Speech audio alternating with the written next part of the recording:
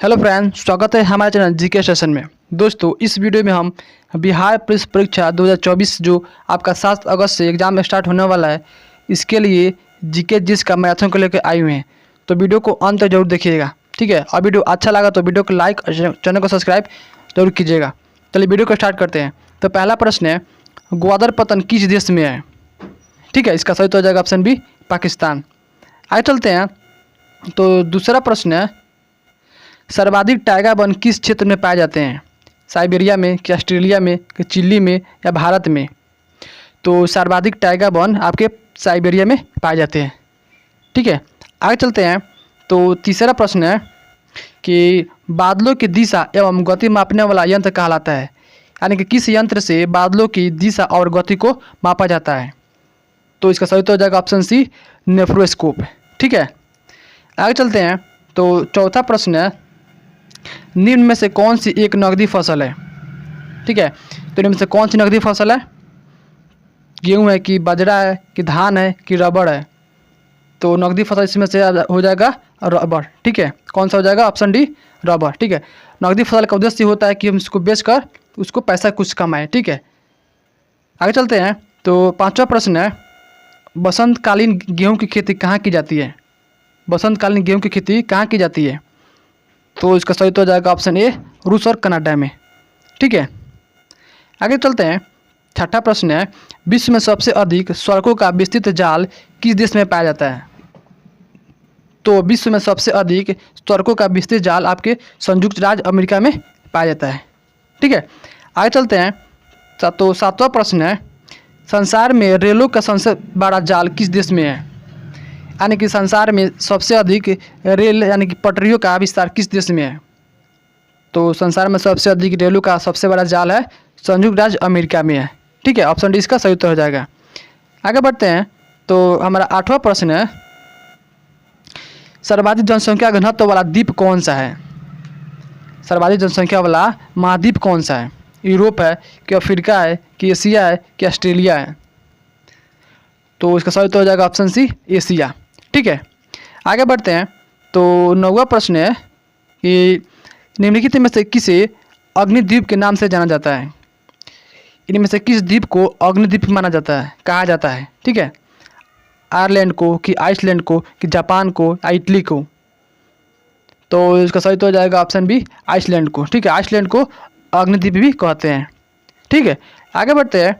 तो 10वां प्रश्न है, यूरोप के किस देश को लघु यूरोप भी कहा जाता है? यूरोप के किस देश को लघु यूरोप कहते हैं? तो कहते हैं फ्रांस को, ठीक है। फ्रांस को यूरोप का लघु यूरोप भी कहते हैं। आगे बढ़ते हैं। तो 11वां प्रश्न है, मनुष्य श्वसन क्रिया के दौरान नाक से कौन सा गैस लेता है? यानी कि इनमें से कौन सा गैस मनुष्य नाक के द्वारा लेता है? तो इसका सही तो हो जाएगा ऑप्शन डी, उपयुक्त सभी, क्योंकि मनुष्य ऑक्सीजन के साथ साथ नाइट्रोजन और कार्बन डाइऑक्साइड भी लेता है, ठीक है।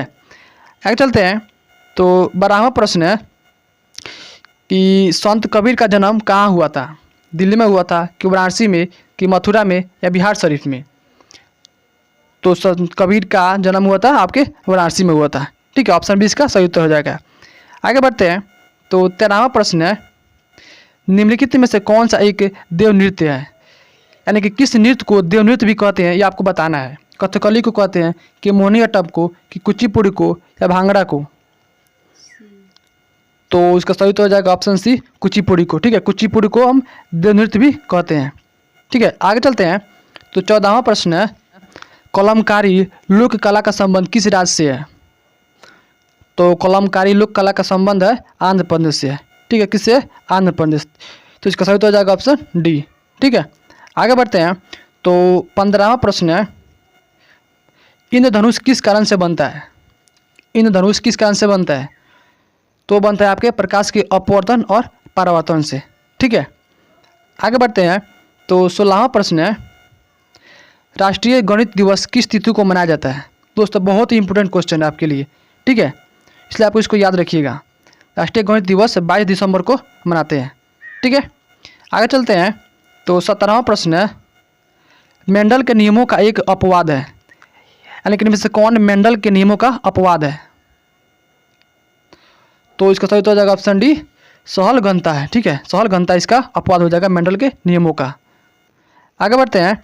तो 18वां प्रश्न है कि भारत में फिल्म प्रशिक्षण का संस्थान कहाँ है। यानी कि भारत में फिल्म प्रशिक्षण का संस्थान कहाँ है, नासिक में है कि पुणे में है कि इंदौर में है या नई दिल्ली में है। तो इसका सही उत्तर हो जाएगा ऑप्शन बी, पुणे में है। ठीक है, आगे बढ़ते हैं। तो आपका 19वां प्रश्न है।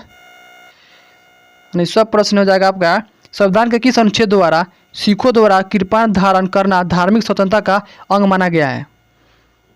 तो इसका सही उत्तर हो जाएगा ऑप्शन सी, अनुच्छेद 25। ठीक है, अनुच्छेद 25 के तहत ही सिख द्वारा अपने पास कृपाण को धारण करने का स्वतंत्रता है। ठीक है, आगे चलते हैं। तो 20वां प्रश्न है,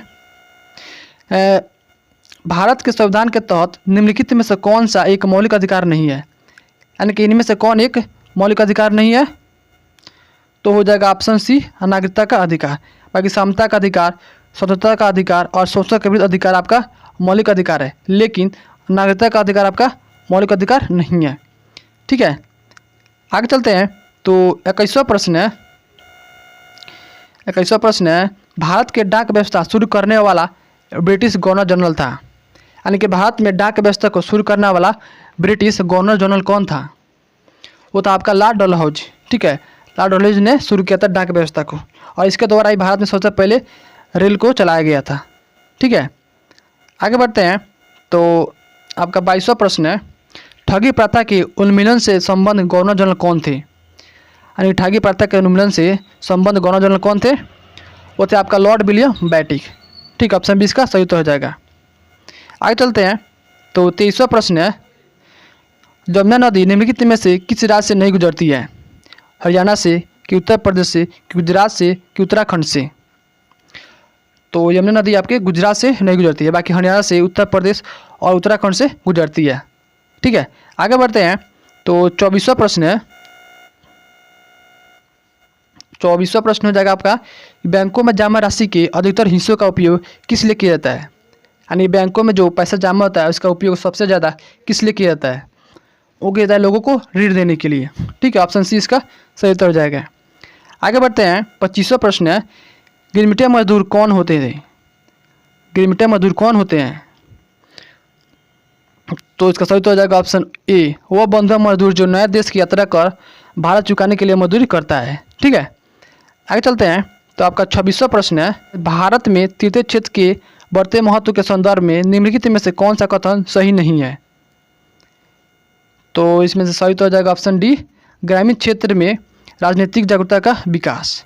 बाकी सेवा प्रदाता उद्योग का विकास, सूचना और प्रौद्योगिकी का विकास एवं प्रति व्यक्ति एवं आय में वृद्धि, ये आपका सभी सही है, लेकिन ऑप्शन डी इसका सही उत्तर हो जाएगा। आगे बढ़ते हैं। तो 27वां प्रश्न है, दुनिया के मजदूर एकजुट हो का नारा किससे संबंधित था। अमेरिकी क्रांति से कि रूसी क्रांति से कि जापानी क्रांति से या फ्रेंच क्रांति से। तो था आपका रूसी क्रांति से। ठीक है, ऑप्शन बी इसका सही उत्तर हो जाएगा। आगे चलते हैं। तो 28वां प्रश्न है, प्रकाश के उद्दीपन के कारण पौधे में होने वाला गति क्या कहलाती है। का प्रकाश अनुवर्तन। ठीक है, प्रकाश अनुवर्तन कहलाता है। ठीक है, आगे चलते हैं। 29वां प्रश्न है, मिश्रित कृषि में सम्मिलित होता है। यानी कि मिश्रित कृषि में क्या सम्मिलित होता है। वो होता है आपके फसलों के साथ पशुपालन भी करना होता है। ठीक, ऑप्शन डी इसका सही उत्तर हो जाएगा। आगे बढ़ते हैं। तो 30वां प्रश्न है। 30वां प्रश्न है, कौन सी जनजाति उत्तरी ध्रुव क्षेत्र में चारों तरफ निवास करती है। यानी कि इनमें से कौन सी जाति उत्तरी ध्रुवीय क्षेत्र में चारों तरफ से आपका क्या निवास करती है। तो हो जाएगा आपका बी, एस्किमो। ठीक है, एस्किमो इसका सही उत्तर हो जाएगा। आगे बढ़ते हैं। तो 31वां प्रश्न है, महासागरीय धाराओं को निम्न में से कौन प्रभावित नहीं करता है। तो इसका सही उत्तर हो जाएगा ऑप्शन ए, पृथ्वी का परिक्रमण। ठीक है, पृथ्वी का परिक्रमण इसका सही उत्तर हो जाएगा। आगे चलते हैं। तो 32वां प्रश्न है, रणजी ट्रॉफी 2020 का विजेता रहा। रणजी ट्रॉफी 2020 का विजेता कौन रहा। तो सही उत्तर हो जाएगा ऑप्शन सी, सौराष्ट्र। ठीक है, सौराष्ट्र का सही उत्तर हो जाएगा। आगे बढ़ते हैं। तो 33वां प्रश्न है, वायुमंडल में प्रकाश के विसरण का कारण क्या है। वायुमंडल में प्रकाश के विसरण का कारण क्या है। तो इसका सही उत्तर हो जाएगा ऑप्शन बी, धूलकण। ठीक है, क्या है, धूलकण। आगे बढ़ते हैं। 34वां प्रश्न है, याददाश्त का संबंध मस्तिष्क से निम्न में से किस भाग से है? तो हो जाएगा आपका ऑप्शन डी, सेरेब्रम से है। ठीक है, सेरेब्रम से इसका संबंध है याददाश्त का। ठीक है, आगे बढ़ते हैं। तो 35वां प्रश्न है, प्रकलन समिति में सदस्यों का कार्यकाल होता है। प्रकलन समिति में सदस्यों का कार्यकाल कितने का होता है? होता है आपका 1 वर्ष का। ठीक है, आगे चलते हैं। तो 36वां प्रश्न है, 36वां प्रश्न है आपका 1833 का चार्टर अधिनियम के अंतर्गत प्रथम विधि आयोग का संगठन किसकी अध्यक्षता में किया गया? वो तो आपके ऑप्शन बी, लॉर्ड मैकाले की अध्यक्षता में किया गया था। ठीक है, आगे बढ़ते हैं। तो 37वां प्रश्न है, अकबर द्वारा बनाए गए उपासना भवन का क्या नाम था? वो था आपका इबादत खाना। क्या था? इबादत खाना। ठीक है, आगे चलते हैं।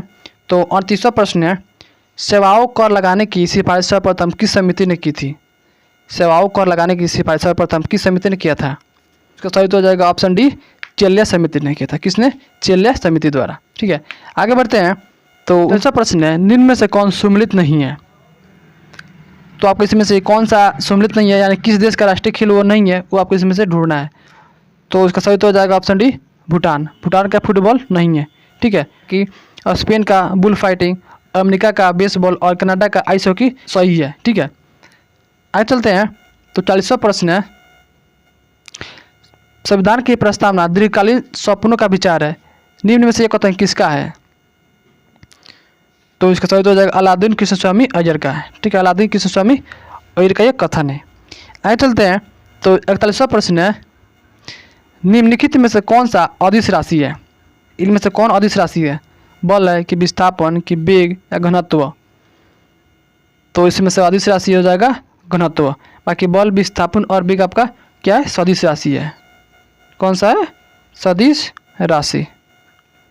ठीक है, आगे चलते हैं। तो 42वां प्रश्न है, कोणीय विस्थापन का मात्रक क्या है? कोणीय विस्थापन का मात्रक क्या होता है? वो होता है आपका रेडियन। ठीक है, ऑप्शन डी इसका सही उत्तर हो जाएगा। आगे बढ़ते हैं। तो 43वां प्रश्न है, शून्य से स्वतंत्र रूप में गिरने वाली वस्तु में, शून्य से स्वतंत्र रूप में गिरने वाली वस्तु में क्या होती है? समान गति होती है, समान बल होता है, समान त्वरण होता है, इनमें से कोई नहीं। तो इसका सही उत्तर हो जाएगा ऑप्शन सी, समान त्वरण होता है। ठीक है, शून्य से स्वतंत्र रूप में गिरने वाली वस्तु का समान त्वरण होता है। आगे बढ़ते हैं। तो 44वां प्रश्न है, यदि कोई उपग्रह पृथ्वी तल से अति निकट किसी कक्षा में परिक्रमा कर रहा है तो उसका कक्षीय वेग निर्भर करता है। तो इसका कक्षीय वेग निर्भर करता है पृथ्वी की त्रिज्या पर। ठीक है, आगे बढ़ते हैं। तो 45वां प्रश्न है, जब भूस्थिर उपग्रह छोड़ा जाता है तब यह गति करता है। तो इसका सही तो हो जाएगा ऑप्शन सी, भूमध्य रेखा पर पश्चिम से पूर्व की ओर। ठीक है, जब किसी स्थिर उपग्रह को छोड़ा जाता है तो उसका गति होता है पश्चिम से पूर्व की ओर। ठीक है, आगे बढ़ते हैं। तो 46वां प्रश्न है, प्रवासी भारतीय दिवस किस तिथि को मनाया जाता है? यानी कि प्रवासी भारतीय दिवस किस तिथि को मनाते हैं? हो जाएगा 9 जनवरी को। ठीक है, आगे चलते हैं। तो 47वां प्रश्न है, प्रथम जैन संगीति का आयोजन किस शासक के शासनकाल में किया गया था? वो किया गया था चंद्रगुप्त मौर्य के। ठीक है, आगे चलते हैं। तो 48वां प्रश्न है, किस सिख गुरु की हत्या जहांगीर द्वारा की गई थी? तो इसका सही तो हो जाएगा ऑप्शन बी, अर्जुन देव की। ठीक है, गुरु अर्जुन देव की हत्या जहांगीर द्वारा किया गया था। आगे बढ़ते हैं। तो 49वां प्रश्न है, शाहरुख नामक सिक्के का प्रचलन किस मुगल शासक के द्वारा किया गया था? शाहरुख नामक सिक्के का प्रचलन किसके द्वारा किया गया था? जहांगीर के द्वारा कि अकबर के कि बाबर के या औरंगजेब के? तो इसका सही तो हो जाएगा ऑप्शन सी, बाबर के द्वारा किया गया था। ठीक है, 50वां प्रश्न है, किस सूफी संत को महबूब ए इलाही के नाम से जाना जाता है? किस सूफी संत को महबूब ए इलाही के नाम से जाना जाता है? हो जाएगा शेख निजामुद्दीन औलिया को। ठीक है, शेख निजामुद्दीन औलिया को महबूब ए इलाही के नाम से जाना जाता है। ठीक है, आगे बढ़ते हैं।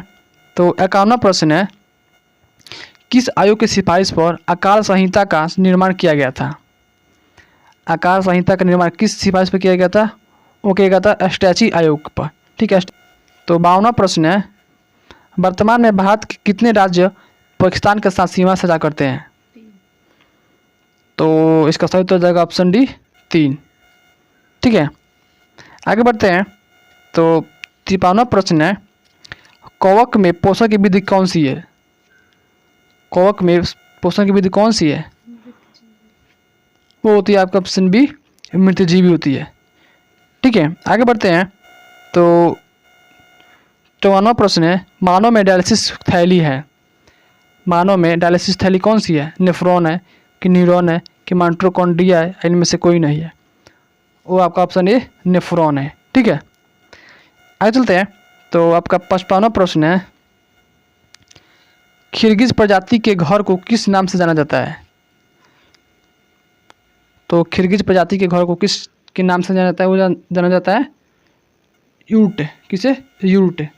किसे? यूरट। यूरट से नाम से जाना जाता है। आगे चलते हैं। तो 56वां प्रश्न है, मानव शरीर में जल का अवशोषण कहाँ पर होता है? मानव शरीर में जल का अवशोषण कहाँ होता है? वो तो आपका बड़ी आंत में होता है। ठीक है, आगे चलते हैं। तो 57वां प्रश्न है, लेक लांसेसील प्रयुक्त रसायन है, लेक लांसेसील प्रयुक्त रसायन क्या है? तो इसका सही उत्तर हो जाएगा ऑप्शन सी अमोनियम क्लोराइड होती है। क्या है? Ammonium chloride. ठीक है, आगे चलते हैं। तो 58वां प्रश्न है, राज्य के कार्यपालिका शक्ति का प्रधान होता है, राज्य के कार्यपालिका शक्ति का प्रधान कौन होता है? वो होता है आपका राज्यपाल। ठीक है, ऑप्शन बी इसका सही उत्तर हो जाएगा। आगे चलते हैं। तो प्रश्न है, जिला परिषद का सचिव कौन होता है? जिला परिषद का सचिव कौन होता है? वो होता है आपका जिला विकास पदाधिकारी। ठीक है, वो होता है आपका BDO, ब्लॉक डेवलपमेंट ऑफिसर। ठीक, नेक्स्ट प्रश्न है कि दीवार के पीछे खड़े एक व्यक्ति की आवाज़ पहचानी जा सकती है, किसके द्वारा? वो पहचाना जा सकता है विवर्तन तथा गुणवत्ता द्वारा। ठीक है, नेक्स्ट प्रश्न है, गैल्वेनोमीटर को आमीटर में बदलने के लिए इसमें से क्या लगाया जाता है? तो हो जाएगा ऑप्शन सी निम्न प्रतिरोधी समांतर क्रम में। ठीक है, निम्न प्रतिरोध समांतर क्रम में लगाया जाता है। ठीक है, आगे बढ़ते हैं। 62वां प्रश्न है, वायुमंडलीय ओजोन की उत्तरी परत निम्नलिखित में से किससे बनी है? तो वायुमंडलीय ओजोन की ऊपरी परत किससे बनी होती है? वो ऑक्सीजन अणुओं का संयोजन से। किसे? ऑक्सीजन अणुओं के संयोजन से बनी होती है। ठीक है, आगे चलते हैं। तो 63वां प्रश्न है, भूचाल का अपकेंद्र क्या होता है? भूचाल का अपकेंद्र क्या होता है? तो इसका सही उत्तर हो जाएगा ऑप्शन डी पृथ्वी की सतह पर वह बिंदु जो भूकंप उद्गम केंद्र पर ऊर्ध्वाधर होता है। ठीक, ऑप्शन डी इसका सही उत्तर हो जाएगा। 64वां प्रश्न है, सूक्ष्म अर्थशास्त्र का संबंध होता है, सूक्ष्म अर्थशास्त्र का संबंध किससे होता है? व्यक्तिगत इकाई से होता है कि बड़े समग्र से होता है, राष्ट्रीय आय से होता है, यानी इनमें से किसी से नहीं? तो इसका सही उत्तर हो जाएगा ऑप्शन ए व्यक्तिगत इकाई से होता है। ठीक है, आगे बढ़ते हैं। तो 65वां प्रश्न है, भारत के ग्रामीण क्षेत्रों में मौसमी बेरोजगारी उत्पन्न होने का प्रमुख कारण क्या है? तो इसका सही उत्तर हो जाएगा ऑप्शन सी कृषि की सामूहिक प्रकृति। ठीक है, आगे बढ़ते हैं। तो 66वां प्रश्न है, लघु ज्वार भाटा कब आता है? लघु ज्वार भाटा कब आता है?